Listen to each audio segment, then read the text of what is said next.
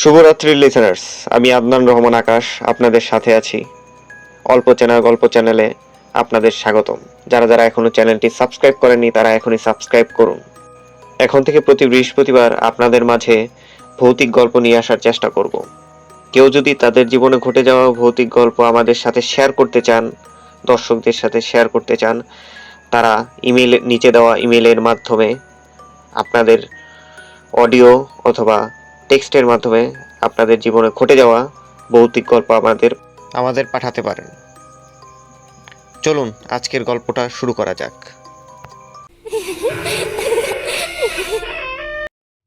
আসসালামু আলাইকুম লিসেনার্স, আমি রনি। আমি ঢাকার বাসিন্দা। অনেক বছর পূর্বে ঘটনা, এটা মোটামুটি 1988 সাল, কিছুদিন পরের ঘটনা।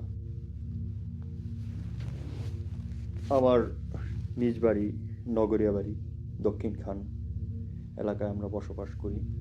দক্ষিণ খান নগরিয়া বাড়িতে অবস্থিত।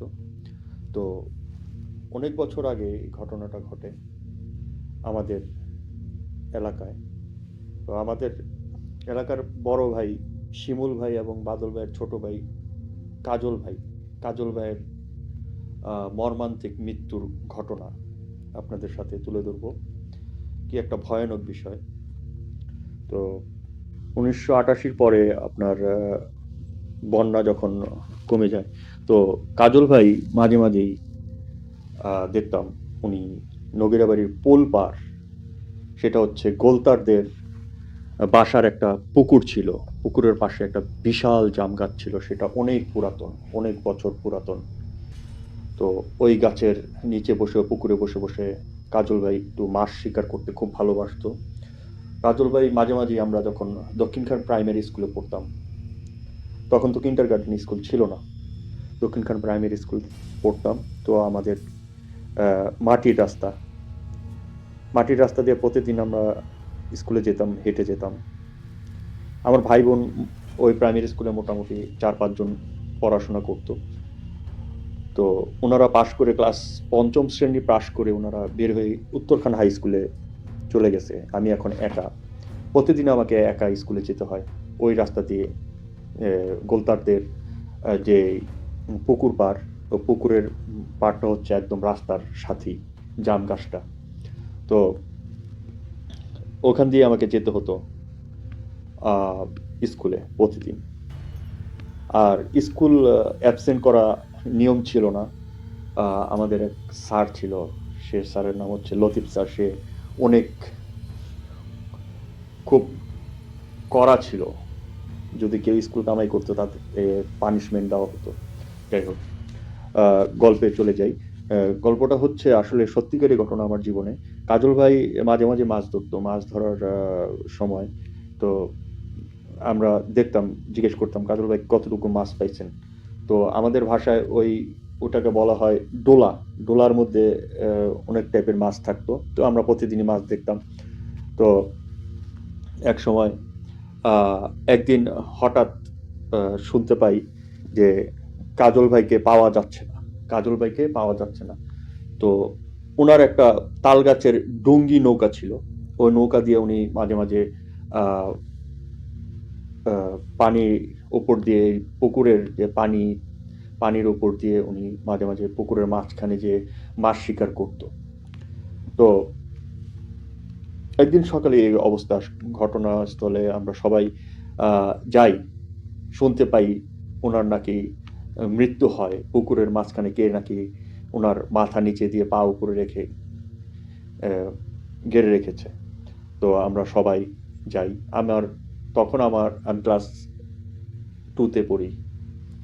তো আমার পরিবারের মোটামুটি সবাই যায়। ওনাদের পরিবারের সাথে আমাদের পরিবারের একটা সম্পর্ক ভালো ছিল। ওই নগরিয়াবাড়ি এলাকায় সর্বপ্রথম আমরা এবং কাজল ভাইরা ওনারাই বসবাস শুরু করি। ওই ক্ষেত্রে আমার বাবার সাথে, শিমুল ভাইয়ের বাবার সাথে, কাজল ভাইয়ের বাবার সাথে একটা সম্পর্ক ভালো ছিল। তো আমরা সবাই যাই। তখন গুলশান থানা দিন ছিল। উত্তরখান দক্ষিণখান থানা হয়নি, উত্তরা থানা হবে, উত্তরা থানা হবে। তো তখন সকলে চলে গেলাম পুকুর পাড়ে গিয়ে দেখি সত্যি এই অবস্থা। তার মাথা নিচে, পা উপর দিকে। তো গুলশান থানাধীন পুলিশ আসতে তো সময় লাগে, এত দূরের পথ। তারা আসার পর লাশটা উঠানোর পর দেখলাম, সবাই দেখলো আর কি, এলাকাবাসী। আমরা ছোট, আমাদের দেখতে দিচ্ছিল না, তারপরও সাহস করে আমি দেখলাম যে তার মাথাটা মোড়ানো, ঘাড় ভেঙে মাথাটা পিঠের কাছে চলে গেছে, চোখ দুটি তাকিয়ে আছে, রক্তের মতো লাল হয়ে আছে। তো এটা সাধারণ মানুষের কাজ না, সাধারণ মানুষের কাজ হতে পারে না। ওই জায়গাটা খুব খারাপ, আগে থাকতেই অনেক কিছু আভাস পাওয়া যেত। তো আমরা স্কুলে যেতে যেতে অনেক কিছুই দেখতাম, ভয় পেতাম, তো একসাথেই যেতাম। তো একদিন কাজল ভাই মারা যাওয়ার পর মোটামুটি অনেক দিন আমি স্কুলে যাওয়া আসা বন্ধ করে দিই। ঘটনা আমাদের স্কুলের টিচাররা জানতে পারে, সেজন্য আমি মোটামুটি 15-20 দিন স্কুলে যাইনি। তো এর মধ্যে যখন যাওয়া শুরু করলাম, আমার ভাইয়ের নাম হচ্ছে ওমর আলী, কাজল ভাইয়ের ফ্রেন্ড ছিল, বন্ধু। তো উনি আমাকে মাঝে মাঝে কাঁধে করে বা সাইকেলে করে এই রাস্তাটা পার করে দিয়ে আসতো। আমি তখন একা একা স্কুলে যেতাম। তো একদিন কি হলো, আমার ভাই বাসায় উপস্থিত ছিল না, ঝিরিঝিরি বৃষ্টি হচ্ছে, রাস্তাঘাটে পানি, মোটামুটি 7-8 দিন ধরে বৃষ্টি হচ্ছে ঝিরিঝিরি। তো আমাকে স্কুলে যেতেই হবে, স্কুল নাগা কামাই করা যাবে না, স্কুলে যাওয়াটা খুবই জরুরি। আমি স্কুলে যাওয়ার পথে আমি দেখতে পেলাম ওই জায়গাটা, কাজলবাই যে পুকুর পাড়, যে জাম গাছের পাশেই নুরু ভাই নামের এক সিনিয়র ভাই, এক বড় ভাই মাছ শিকার করতেছেন, মাথার উপরে ছাতা, বৃষ্টি হচ্ছে, কোনো মানুষজন কেউ নেই, বিদ্যুৎ চমকাচ্ছে আকাশটা একদম অন্ধকার হয়ে গেছে। তো আমি খুব ভয় পেলাম। ভয় পেয়ে নুরু ভাইকে ডাক দিলাম, ভাইয়া, সালাম দিলাম, ভাই কি মাছ ধরেন আর কি। আমি তো ভয় পাইছি, তো ওর মতো অবস্থায় একজন মানুষের সাথে কথা বললে হয়তো বা সাহস। তো নুরু ভাই এমনভাবে আমার দিকে তাকালো, চোখগুলো আগুনের মতন জ্বলছিল। উনি মাথাটা ঘোরানোর পর দেখলাম হঠাৎ করে নুরু ভাইয়ের চেহারা থেকে কাজল ভাইয়ের চেহারাতে রূপান্তরিত হলো, এবং চোখ আগুনের মতন জ্বলছিল। আমি চোখটা বন্ধ করে আমি দৌড় দিলাম। দৌড় দেওয়ার পর আমি মোটামুটি মাঝি বাড়ি পার হয়ে গেলাম। তো ওই দিন আর আমার স্কুলে গেলাম। স্কুলে যাওয়ার পরে আমার প্রচণ্ড জ্বর আসার পর সব ঘটনা আমি খুলে বলার পর স্কুল থেকে আমাকে আমার বাসায় যাওয়ার ব্যবস্থা করে দেয়, আমার সাথে লোক স্কুলের দপ্তরে দিয়ে দেয়, আমি বাসায় পৌঁছাই। তারপর থেকে অনেক দিন আমি জ্বরে ভুগলাম, ভয় পেয়েছিলাম। তো আমি এরপর থেকে একা কখনোই এভাবে স্কুলে যাইনি, একা যাইনি। তো এই ছিল আমার ঘটনা কাজল ভাইকে নিয়ে। ধন্যবাদ। আসসালামু আলাইকুম, আমি মোহাম্মদ মনির ইসলাম, আমার বাড়ি চিটাগাং, রাঙ্গুনিয়া। আমার জীবন একটা সত্যিকারী ঘটনা বলতে যাচ্ছি। তো আমি 2001-এ আমার নানু বাড়িতে আসি। আসার পর আমার নানু বাড়িতে কাজ ধরছে, বিল্ডিংয়ের কাজ। আমার নানু, মামা ওরা থাকে আরেক জায়গায় বাসা ভাড়া নিয়ে। তো এখানে আমি রাতে কাজ চলতেছে, কারেন্টের কাজ। আমি ঘুরে ফিরে দেখতেছি সব কিছু, ঘুরে ফিরে দেখে পরে তারপরে আপনার দেখতেছি মানে কি রাত হয়েছে অনেক, প্রায় 11টা 12টা বাজছে, 11টা কি 11:30 হবে এতটুকু সময়। তখন আমি ভাত খাবার জন্য যাচ্ছি। তখন বাসা থেকে যখন বেরিয়েছি তখন আমি আমার নানুকে দেখতে পাই। সাধারণভাবে আমি আমার নানুর অনেক আদরের নাতি ছিলাম। তো এই আমার নানুকে আমি সবসময় বেড়াই ধরতাম, সবসময় দুষ্টুমি করতাম নানুর সাথে, তাহলে অনেক আদরে ছিলাম সেজন্য। তো ওইখানের থেকে মানে যেখানে আমার নানু বাড়ি, তো ওইখানে থেকে বাসা বাড়াই আপনার নিচে অনেক প্রায় 15 থেকে 20 মিনিট পথ মানে পাড়ি দিতে হয়। তো ওইখানে আমার নানুকে নিয়ে আমি বেড়াই ধরে যাচ্ছি। যাবার পরে মানে নানুর সাথে কথা বলতেছি, নানু ওকে বেড়াই ধরছি। নানু কোনো কথা বলে না আমার সাথে, কিন্তু আমি সবসময় মানে নানুর সাথে কথা বলতেছি, বেড়াই ধরে হাত সাই ধরছি। তো আমি যাচ্ছি, যাওয়ার পরে 15 থেকে 20 মিনিট পথ পাড়ি দিয়ে তো ওইখানে গেলাম। যখন ঘরে ঢুকবো তখন দেখি আমার নানু আমার থেকে নেই, আমার হাত থেকে ছুটে গেছে। ছুটে যাবার পরে তখন বাসায় যখন ঢোকার পর দেখতে যে আমার নানু মাছ ভাজতেছে, ইলিশ মাছ। তো ওই নানুকে বললাম, নানু তুমি এখানে কেন? তোমাকে নিয়ে আমি এখন না বেড়া ধরে আসছি তোমার হাত ধরে। তো ওই নানু বলতেছে, কিরে পাগলা, তুই কি বলস? আমি তো বিল্ডিং এর দিকে যেইও নেই। তাই তো দূর, আপনি আমার সাথে দুষ্টুমি করতেছেন কেন? আপনি বিল্ডিং এ গেলেন ঢোকার সময়, আমি আপনার হাত ঢুকেন নাই, আমি আপনার হাত ধরে বাসায় চলে আসছি, আপনার সাথে অনেক কথা বলছি। তা আমার না আমার সাথে দুষ্টুমি করতে, দূর পাগলা, তুই কি পাগল হয়েছে? তুই কি পাগল হয়েছস? আরে কেন আমি পাগল হব? আমি সত্যিকারে আপনার সাথে কথা বলছি, দুষ্টুমি করছি, আপনার সাথে হাত ধরে হাসছি, আপনি কোনো কথা বলেন নাই। কথা আমি তো আজকে রাতে বার হই নাই, আমি এশার নামাজ পড়ছি। এশার নামাজ পড়ে তোর নানার জন্য, তোর জন্য, সবার জন্য মানে মাছ ভাজতেছি রাতের তখন 11:30টায়। তখন আমার মনে একটা ভয় ঢুকে গেল। তখন আমার আন্টিকে বললাম, আন্টি এই ব্যাপার, আমি তো বিল্ডিং থেকে বেরিয়েছি, বাইরে হওয়ার পরে এখন দেখতেছি আমার নানু। তো এই নানু ওকে বেড়ে ধরি কি আমি বাসার দিকে আসছি, ও ঘরে ঢুকতেছে, আমার নানু নেই। তোমার আন্টি বলতেছে, দূর পাগলা, এটা কল্পনা, অনেক গভীর, মানে আমরা রাত, মানে রাতটা ছিল মানে পূর্ণিমা রাত, অনেক আন্ধার মানে কুটকুটা আন্ধার, মানে কিছু দেখা যাচ্ছে না, কিছু দেখা যাচ্ছে না, ওরকম আন্ধার রাত। তো কথা আমার না আন্টি বলতেছে, দূর পাগলা, তুই কাকে দিচ্ছিস অনেক গুটকুটটা আন্ধার, ওইখানে তুই অনেক কল্পনা করতেছিস।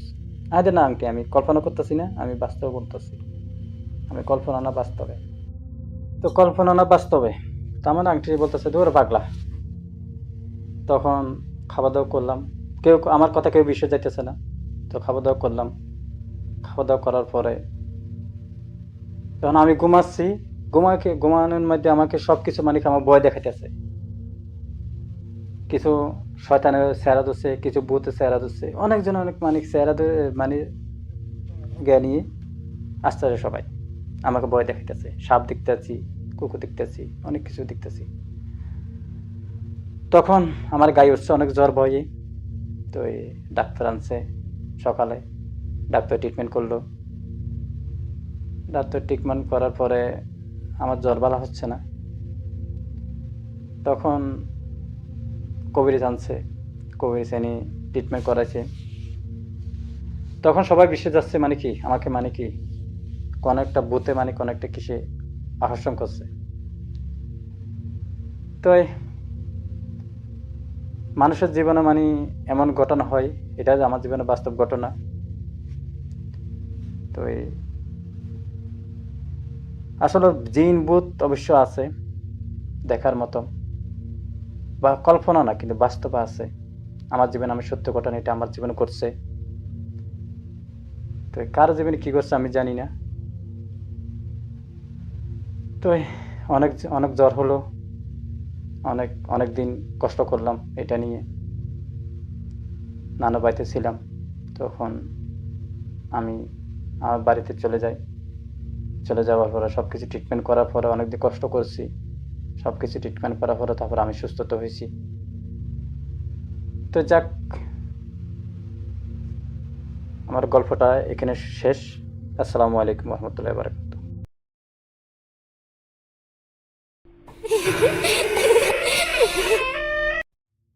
আসসালামু আলাইকুম লিসনার্স, আমি রনি, আমি ঢাকার বাসিন্দা। 2007 সালে আমি গাজীপুরে একটা জায়গা ক্রয় করি, ওখানে আমি বাড়ি করি। তো 2007-08-এর মধ্যে, সময়টার মধ্যে আমি গাজীপুরে শিফট হয়ে যাই। ওখানে আমি একটা বাড়ি করি আমার ফ্যামিলিকে নিয়ে, আমার মাকে নিয়ে, আমার পরিবারকে নিয়ে আমি চলে যাই। ওখানে বসবাস করতে থাকি। খুব গ্রাম্য এলাকা, গাজীপুরের ভাওয়াল মির্জাপুরের একটা গ্রামের নাম হচ্ছে বাওপাড়া। ওই এলাকায় প্রায় 70% মানুষই হিন্দু ধর্মের। আমি ওখানে কর্মজীবন শুরু করি কোর্স বাংলাদেশ লিমিটেড কোম্পানিতে। এটা একটা মাল্টিন্যাশনাল কোম্পানি। তো এখানে আমি মোটামুটি 6-7 বছর জব করি। এটা আমার জীবনের সত্যিকারের ঘটনা, আমার নিজের যে ঘটনা ঘটেছে আমার সাথে, সেই ঘটনা দিয়ে আপনাদের উপস্থাপন করছি। আমার ডিউটি 3টা শিফটে চলে, সকালে, রাতে, দুপুরে। তো 2টা শিফটে আসতে হয় আমাকে রাতে, যেতে হয় রাতে। তো আমি ওই একই রাস্তা দিয়ে প্রতিদিন, সাইকেল দিয়ে প্রতিদিন আমি ডিউটিতে আসা যাওয়া করি। মোটামুটি 2-3 বছর জব করতেছি রানিং। তো একদিন আমার শরীর খুব অসুস্থ। আমি আমার শিফট অফিসারকে ফোন দিলাম, বললাম ঝিরিঝিরি বৃষ্টি হচ্ছে, প্রতিদিন আমাকে কিন্তু যেতে হয় ওই রাস্তা দিয়ে। রাস্তার দুই পাশে চিতাখোলা, হিন্দুদের, বর্মন জাতের হিন্দুদের যে চিতাখোলা থাকে, তারা মানুষ পুড়ায় ফেলে না, তারা মানুষকে বসায়া কবর দেয়। তো আমি অনেক বছর পরে এটা জানতে পারলাম, যে 2-3 বছর থাকার পর জানতে পারলাম আমি প্রতিদিন এই রাস্তা দিয়ে যাচ্ছি, কিন্তু আমার দুই পাশে চিতাখোলা হিন্দুদের। আমি শিফট অফিসারকে বললাম যে স্যার আমি অসুস্থ, আমি আসতে পারবো না। তো তখন আমার নাইট শিফট চলে, প্রতিদিন নাইট শিফটে আমি রাত 9টার দিকে চলে যাই বাসাতে। আজকে এটা বলে আমি আর ডিউটিতে যাইনি। স্যার আমাকে রিকোয়েস্ট করলো যে আসতে হবে, ডিউটিতে জয়েন করতে হবে, মানুষ খুব শর্ট, বৃষ্টি হচ্ছে, সেজন্য অনেক মানুষ আসেনি। তো আমি জিদ করেই গেলাম না। এখন রাত 11:30 বাজে, স্যার আবার ফোন দিল, আমাকে যেতে হবে, না হলে আমার চাকরি নিয়ে সমস্যা হতে পারে। তো ওই মুহূর্তে আমি আমার ওয়াইফকে বললাম আমাকে তো যেতে হবে। আমি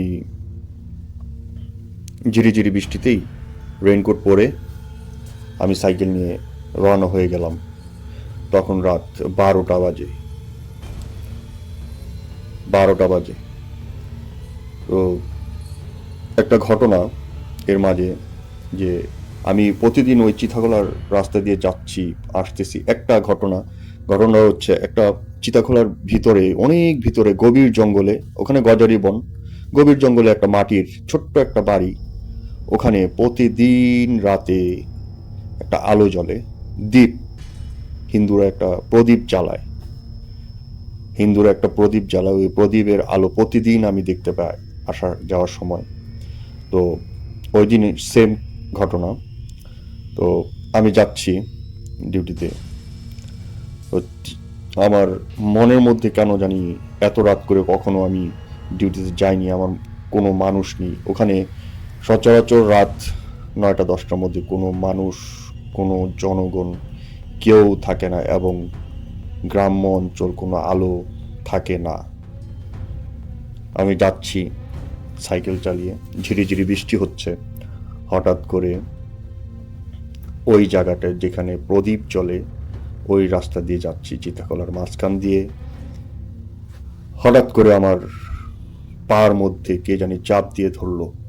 আমি তো সাইকেল আর প্যাডেল মারতে পারছি না, এমতো অবস্থায় আমি সাইকেল ব্রেক ধরলাম। ব্রেক ধরার পর আমি তো আর প্যাডেল মারতে পারছি না, আমি সামনে যেতে পারছি না, খুব খারাপ অবস্থা। তখন আমার মধ্যে কাজ করলো যে আমি মনে হয় আজকে শেষ, কি হলো আমার, আমি যেতে পারছি না। তো আমার যে টর্চ লাইট ছিল, সেই টর্চ লাইটও জ্বলছে না, নষ্ট হয়ে গেছে। তো আমি ইন দ্যাট টাইম আমি দেখতে পেলাম আমার সাইকেলের চেনটাও পড়ে গেছে। তো ওই অবস্থায় আমার কিছুই করার ছিল না, শুধু আল্লাহকে স্মরণ করা ছাড়া। তো ওই মুহূর্তে আমি যা সূরা মনে পড়ে, সূরা কেরাত যা মনে পড়ে, আমি পড়া শুরু করলাম। পড়া শুরু করে আমি পা দিয়ে ছেঁচড়িয়ে সামনের দিকে যত কষ্ট হোক আমি যেতে শুরু করলাম। যেতে যেতে এক সময় দেখি আমার সাইকেলের চেনটা উঠে গেল, অটোমেটিক সাইকেলের চেনটা উঠে যাওয়ার পর তখন দেখলাম ধীরে ধীরে আমার পায়ের যে ধরে রেখেছিল সে জিনিসটা আর নেই। তো আল্লাহর রহমতে তো আমি সাইকেল জোরে টান দিয়ে অনেক দূর পর্যন্ত গেলাম। সেখানে আরসিকোলা একটা কোম্পানিতে পার্টিক্স গ্রুপের ওখানে একটা সমিলের পাশে আমি দেখলাম সমলের মানুষ আছে। তো ওখানে আমি গিয়ে পড়ে গেলাম মোটামুটি সেন্সলেস বলতে পারেন। তো মানুষজন হয়তো বা সবাই ধরাধরি করে আমাকে ওনাদের কাছে নিল। পরে আমার জ্ঞান ফিরল অনেকক্ষণ পর জ্ঞান ফেরার পর আমি দেখতে পারলাম অনেক মানুষ জড়ো হয়ে আছে। তো ওই মুহূর্তে আমার মাথায় কাজ করলো, আমার তো রাত মোটামুটি 12:30-1টা বেজে গেল। আমি জনগণ মানুষদেরকে আমার কথাটা বলার পর ওনারা বলতেছে যে আপনি আপনার শিফট অফিসারের সাথে যোগাযোগ করেন।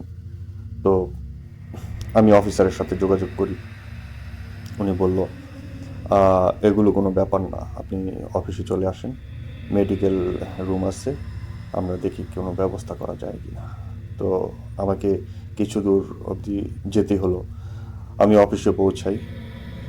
ওই মুহূর্ত থেকে আমার শরীরের মধ্যে কেমন একটা জ্বালা পোড়া, শরীর খুব অসুস্থ। ওই রাতে আমি বেশি একটা কাজ করতে পারিনি। সকাল যখন ফজরের আজান দেয় তখন আমি কোম্পানি থেকে লিভ নিয়ে চলে আসি। আমার শরীরে মোটামুটি জ্বর। তো আমি বাসায় এসে পুরো ঘটনাটা আমার স্ত্রীকে বলার পর ও ঠিক দেখতে পেল আমার পায়ের মধ্যে কালো একটা দাগ পড়ে আছে এবং পাটা ফুলে গেছে, শরীরে প্রচণ্ড জ্বর। তো এমতো অবস্থায় আমি 2-3 দিন অফিসে যেতে পারিনি। আমার অফিসারকে বলেছি যে আমি খুবই অসুস্থ ওই ঘটনার পর। তো মোটামুটি 17 সালের দিকে আমি 17 সাল পর্যন্ত আমি ওখানে থাকি। তো এমতো অবস্থায় এর মধ্যে আমার জীবনে অনেক কিছু ঘটে গেছে। এরপর থেকে আমার কেন জানি এরপর থেকে ঘুমের মধ্যে আমি যখন ঘুমাই, গভীর রাতে হলেই আমার গলার মধ্যে কে যেন চাপ দিয়ে ধরে, এবং আমি উঠে বসে আমার ওয়াইফকে ডাকি যে আমার দম কেন জানি বন্ধ হয়ে যাচ্ছে। এরকম অনেকবার আমার সাথে ঘটেছে। তো আমি চিন্তা করলাম আমার পরিবারও মোটামুটি অসুস্থ, আমার পরিবারেও সমস্যা শেষ হচ্ছে না, অসুস্থতা শেষ হচ্ছে না, আমার শারীরিক অবস্থা ভালো না, দিন দিন অবনতি ঘটছে। তো আমি সিদ্ধান্ত নিলাম আমি ঢাকা চলে আসব। তো ওখান থেকে আমি এক সময় আমার পরিবারকে সুস্থ রাখার জন্য, আমি বাঁচার জন্য আমি ঢাকায় শিফট হয়ে যাই। বর্তমান আমি ঢাকায় আছি, ভালো আছি। আর এরপরে আর কোনো অসুস্থতার কোনো সমস্যা হয়নি, ওই জিনিসটা আর আমার সাথে ঘটেনি, আলহামদুলিল্লাহ। এটাই ছিল আমার জীবনের ঘটে যাওয়া সত্য একটি ঘটনা।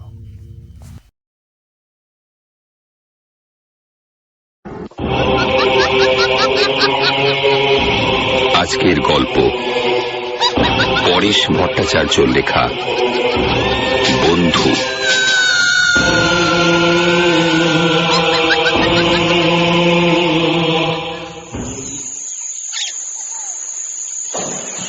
তখন দুপুরবেলা ফরেস্ট বাংলো থেকে বেরিয়ে পড়লাম একাই। সঙ্গে কেউ থাকুক এটা আমার একেবারেই ইচ্ছে নয়। একা একা ঘুরে বেড়াবো শাল মহুয়ার বনে, দোলন নদী পায়ে হেঁটে পেরিয়ে যাব জঙ্গলের টিলায়, যেখানে রয়েছে পুরনো একটা ভাঙা মন্দির। এখানে এসেই ফরেস্ট অফিসার গিরিজাবাবুর কাছে শুনেছি সেই মন্দিরের কথা। বাংলো থেকে বেরিয়েছি বেলা 1টায়, কাউকে কিচ্ছু না জানিয়ে একা একাই চলেছি জঙ্গলের রাজ্যে।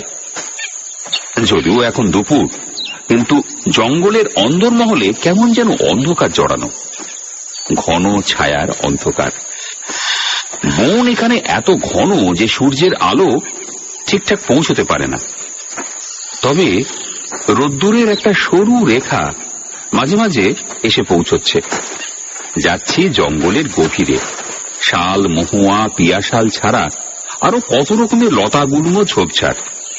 কোথাও দেখছি গাছে, কোথাও লতায়, কোথাও গুল্মে ফুল ফুটে রয়েছে, নাম না জানা ফুল। ফুলের মেলায় রং বেরঙের প্রজাপতিরাও ছন্দে ছন্দে ঘুরছে। কোথাও দেখছি ক্লান্ত পাখিরা দল বেঁধে গাছের ডালে বসে আছে, কোথাও শুনছি পাখির কলকাকলি। আপন মনেই যাচ্ছি জঙ্গলের গভীর থেকে আরো গভীরে। এক জায়গায় একটা ছোট্ট খরগোশ বাচ্চা চোখে পড়ল। আমাকে দেখেই চকিতে এসে চোখের আড়ালে চলে গেল। বেলা 3টে বেজে গেছে, আর ঘন্টা 2 বাদেই সূর্য অস্ত যাবে। তবে সন্ধে হলেও চিন্তা নেই, একটু পরেই চাঁদ উঠবে। 2 দিন বাদেই পূর্ণিমা। জ্যোৎস্না ধোয়া রাতে বনের মধ্যে ঘুরে বেড়ানোর আলাদা একটা আনন্দ আছে। ভারী মিষ্টি নাম নদীটার, দোলন। সরু নদী, কিন্তু কাচের মতো স্বচ্ছ জল। দোলনের জলে নামতেই ফুলের একটা মিষ্টি গন্ধ পেলাম। কাছেই একটা ছোট্ট গাছে থোকা থোকা সাদা ফুল ফুটে রয়েছে। দোলনে জল সামান্যই, হাঁটুও ডোবে না। সহজেই পেরিয়ে এলাম। সামনেই বেশ বড় টিলা পাহাড়, কষার জঙ্গল। জঙ্গলের মধ্যে ঢুকতেই এক ঝলক ঠান্ডা বাতাস গায়ে এসে লাগলো। শরীরটা কেমন যেন শিউরে উঠল।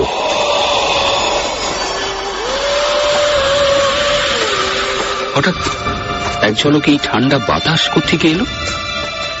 অবাক হলাম মনে মনে। পায়ে পায়ে টিলার ওপরের দিকে উঠছি। জঙ্গল ক্রমশ গভীর হচ্ছে। হঠাৎ কে যেন একটা চাপা নিঃশ্বাস ফেললো আমার ঠিক পিছন দিকে। ফিরে তাকালাম। কে কে কোথায় কে? না, কোথাও কেউ নেই। অথচ স্পষ্ট শুনেছি কারো একটা নিঃশ্বাস ফেলার শব্দ। ঠিক এই মুহূর্তে গাছের ফাঁক দিয়ে আকাশের দিকে চোখ পড়ল। আকাশে কালো মেঘ। যদি বৃষ্টি নামে, ঝড় ওঠে, বর্ষার ঢল নামলে দোলন নদী তো ফুলে ফেপে উঠবে। আচমকা বুক চাপা দুঃস্বপ্নের মতো একটা ভয় আমাকে জড়িয়ে ধরে। এই জঙ্গল মহল থেকে ফরেস্ট বাংলোয় ফিরব কি করে? কথাটুকু ভাবতে যেটুকু সময়, তারপর আবার সেই নিঃশ্বাসের শব্দ, এবারে আগের চেয়ে আরো জোরালো।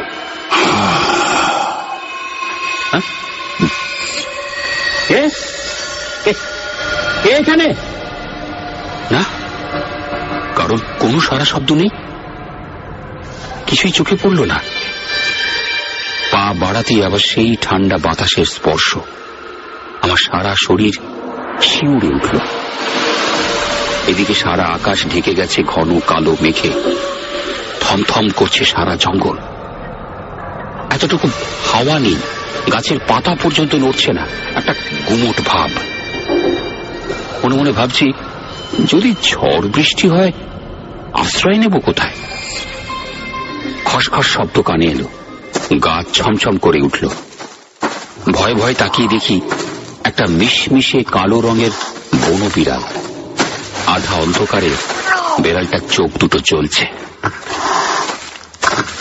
পুরো মন্দিরটায় পৌঁছতে পারলেও হয়তো আশ্রয় নেওয়া যাবে, কিন্তু মন্দিরটাই বা কোথায়? হঠাৎ শোঁ শোঁ শব্দ কানে এলো, যেন হাজার হাজার দৈত্য ছুটে আসছে। দৈত্য নয়, ঝড় আসছে। এরই মধ্যে আবার সেই চাপা নিঃশ্বাসের শব্দ, এবারে আরো স্পষ্ট, আরো জোরালো।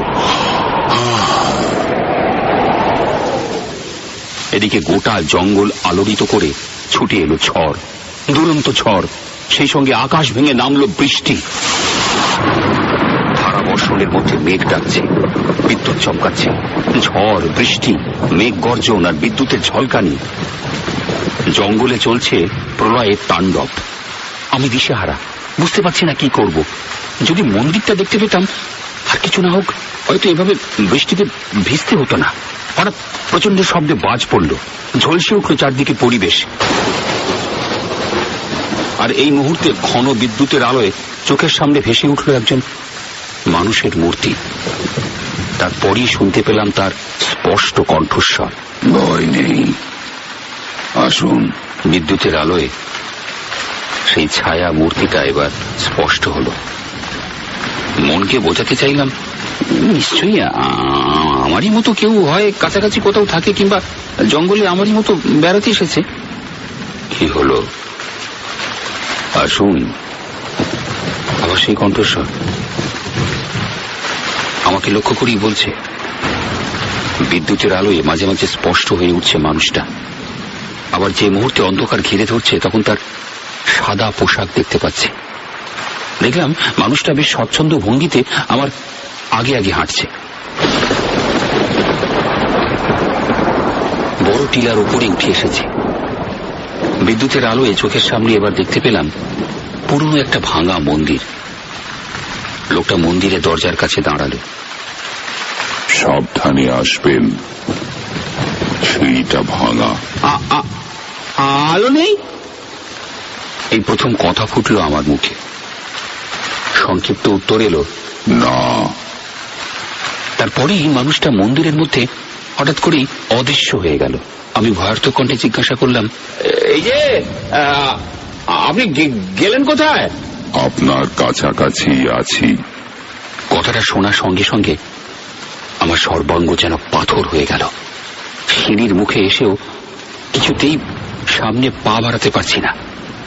আমার শরীরে যেন এক ফোঁটাও শক্তি নেই। কি হলো? চলে আসুন। হ্যাঁ, আচ্ছা, আপনি আপনি কে? আপনারই মতো একজন। এবারে একটা হাসির শব্দ কানে এলো। ধরে নিন না, আপনার বন্ধু। বন্ধু? কেন হতে পারি না? দেখুন না, আপনার সঙ্গে আমার কত মিল। আপনিও একা একা জঙ্গলে বেড়াতে এসেছেন, আমিও তাই। এখানে হঠাৎ দেখা হয়ে গেল আমাদের। দুজনের। এখন কথা শুনতে পাচ্ছি, হাসির শব্দ শুনতে পাচ্ছি, কিন্তু কিন্তু মানুষটাকে দেখতে পাচ্ছি না কেন? আচ্ছা, আপনার দেখতে পাচ্ছি না কেন বলুন তো? তাই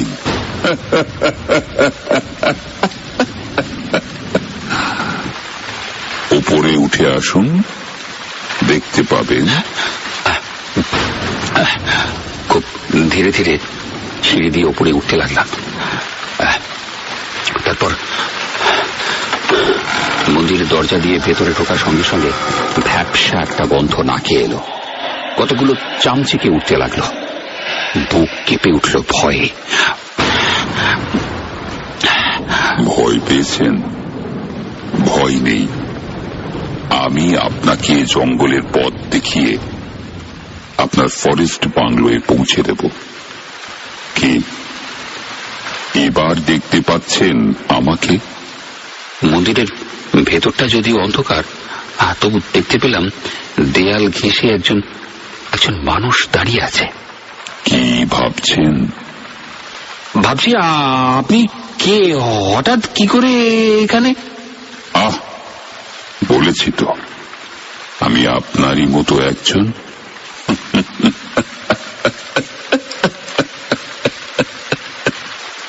আবার সেই হাসির শব্দ, তারপর আবার সেই একই সুরে কথা। জানি আমার কথা শোনার পরেও আপনার মনে নানা সন্দেহ থেকে যাচ্ছে, কিন্তু কিসের সন্দেহ?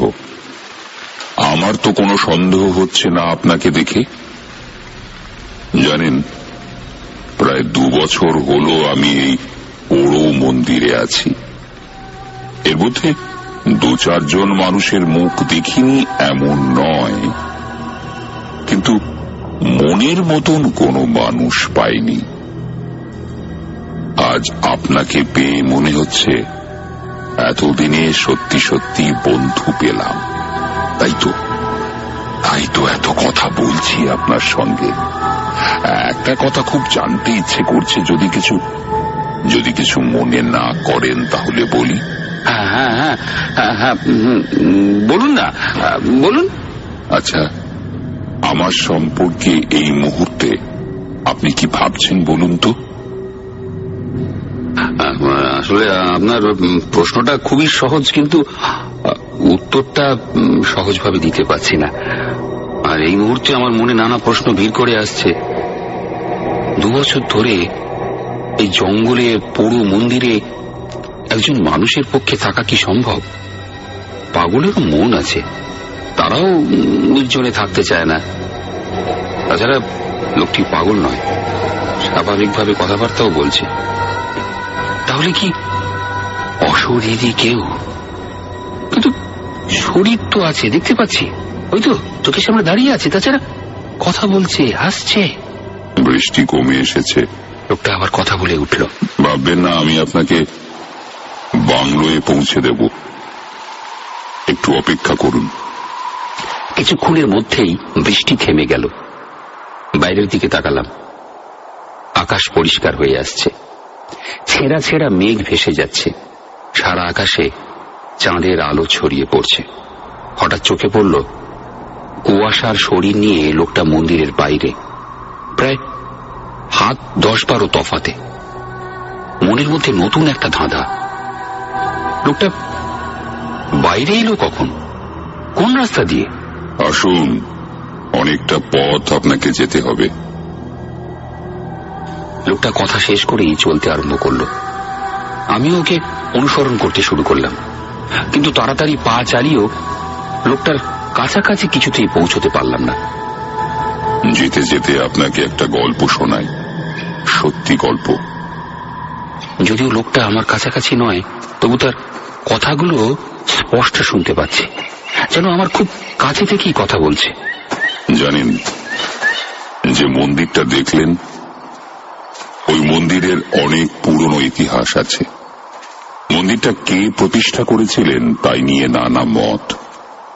তবে একটা কথা প্রমাণিত, 16 শতাব্দীতে মল্লভূমের রাজা বিজয়েন্দ্র গভীর জঙ্গলের মধ্যে মন্দিরটির ধ্বংসাবশেষ আবিষ্কার করেছিলেন। তিনিই মন্দিরটির আমূল সংস্কার করে দেবী চামুণ্ডাকে প্রতিষ্ঠা করেন। মন্দিরের দেবী ছিলেন জাগ্রতা। প্রতিদিন বলির রক্তে সিক্ত হতো দেবীর বেদী। হ্যাঁ, নরবলিও হয়েছে এখানে 2 বছর আগে। হ্যাঁ, 2 বছরই হবে। কলকাতা থেকে পুরাতত্ত্বের তরুণ গবেষক সুবিমল মজুমদার এসেছিল এই মন্দির দেখতে। এসেছিল একা। এ অবধি বলে লোকটা চুপ করল। ইতিমধ্যে আকাশ আরো পরিষ্কার হয়েছে। জ্যোৎস্নায় ঝলমল করছে গোটা জঙ্গল। লোকটা সমানে হেঁটে চলেছে আমার আগে আগে। তাড়াতাড়ি পা চালিয়েও লোকটার সঙ্গে আমার ব্যবধান কিছুতেই কমাতে পারছি না। আমি এবার লোকটাকে উদ্দেশ্য করে বললাম, এই যে শুনুন। লোকটা কিন্তু আমার কথায় ফিরেও তাকালো না। হাঁটতে হাঁটতে শুধু বলল, বলুন, কি বলবেন? তারপর সুবিমলের কি হলো সেটা তো বললেন না? ও হ্যাঁ, সুবিমলের কথা এখনো শেষ হয়নি। জানেন, ওই পোড়ো মন্দির তাকে অভিভূত করেছিল। মন্দিরটি সে খুঁটিয়ে খুঁটিয়ে দেখে কয়েকটি ছবিও তোলে। তখন বিকেল ফুরিয়ে আসছিল। সুবিমল চুপচাপ বসেছিল মন্দির চত্বরে। সেই সময় মন্দিরে আসে 4 জন দেহাতি মানুষ। তাদের চোখে মুখে ছিল হিংস্র বন্যতা। সুবিমলকে দেখেই সেই 4 জন দেহাতি ভাষায় নিজেদের মধ্যে কিছু বলা বলি করে। তারপর ঝাঁপিয়ে পড়ে সুবিমলের ওপর। তার ঘড়ি, ক্যামেরা, আংটি, টাকা কড়ি সবই কেড়ে নেয়।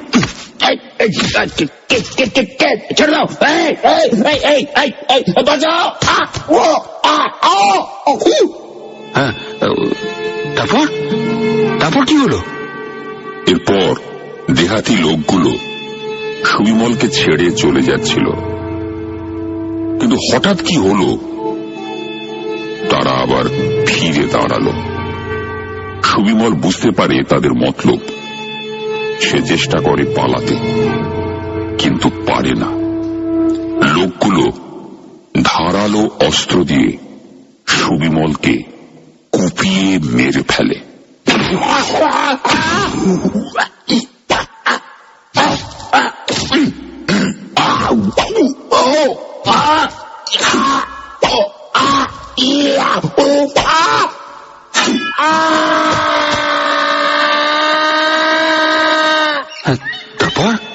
তারপর কি হলো?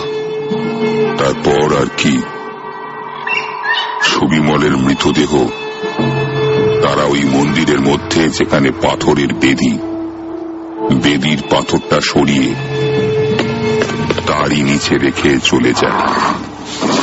সুবিমলের ঘড়ি, ক্যামেরা, আংটি, টাকা কড়ি সবই তারা নিয়েছিল। হাতের সোনার তাবিজটা তারা দেখতে পায়নি, তাই নিতে পারেনি। সেটা এখনো সুবিমলের হাতেই আছে। কথায় কথায় জঙ্গলের পথ পেরিয়ে এসেছি। এবার লোকটা থমকে দাঁড়িয়ে পড়ল।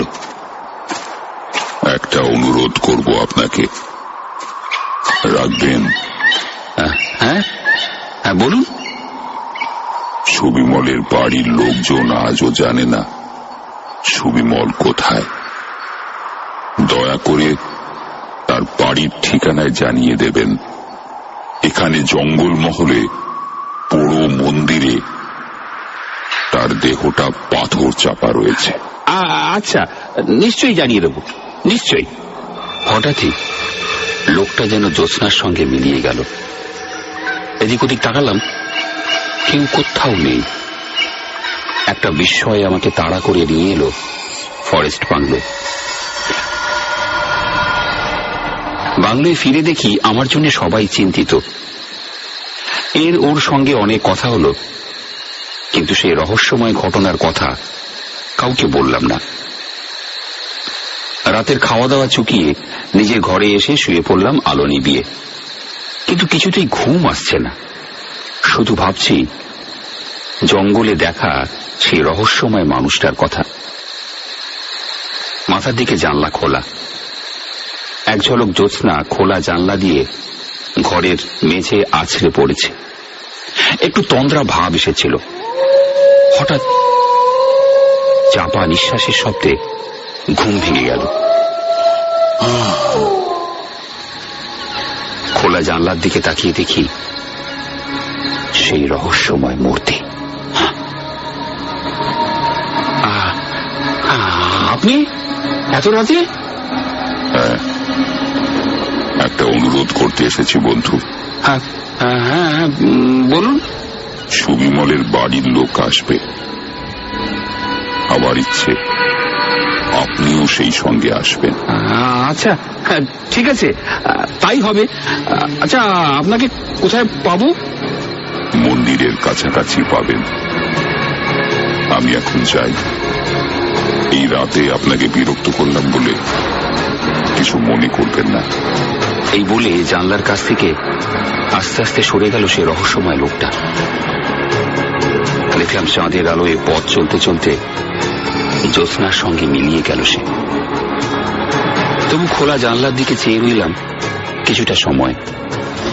তারপর জানি না কখন ঘুমিয়ে পড়েছি।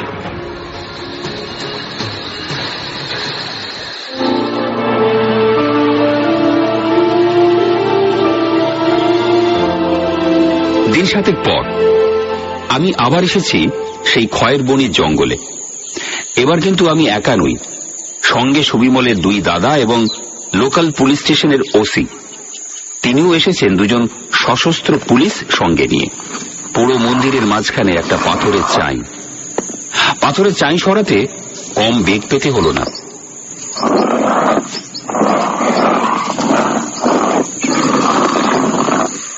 পাথর সরানোর সঙ্গে সঙ্গে দেখা গেল একটা নর কঙ্কাল শোয়ানো রয়েছে। সেই কঙ্কালের হাতে একটা সোনার তাবিজ, তাতে সুবিমলের নামটা এখনো স্পষ্ট। কঙ্কালের পায়ে একটা ছেঁড়া জুতো। সেই কঙ্কাল জড়িয়ে সুবিমলের দুই দাদা কান্নায় ভেঙে পড়লেন।